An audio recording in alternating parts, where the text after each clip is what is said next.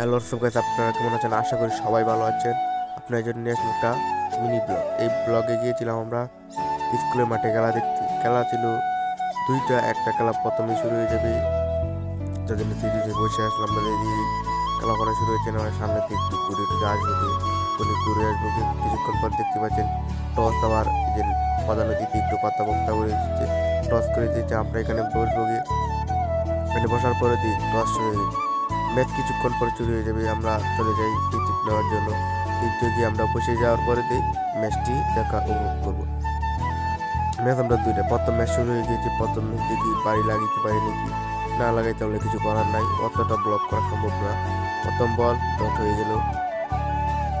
দ্বিতীয় বল কি চার কি মারতে পারবে? চার, 6 মাইলের রক্ষা নাই। আচ্ছা, দ্বিতীয় বলে কি না ডট বল। শেষের ম্যাচ আরেকটা ম্যাচ আছে, এই ম্যাচ কিছুক্ষণের ভিতরে শুরু হয়ে যাবে। এই ম্যাচ শেষের পরে এই ম্যাচ শুরু হয়ে গেছে।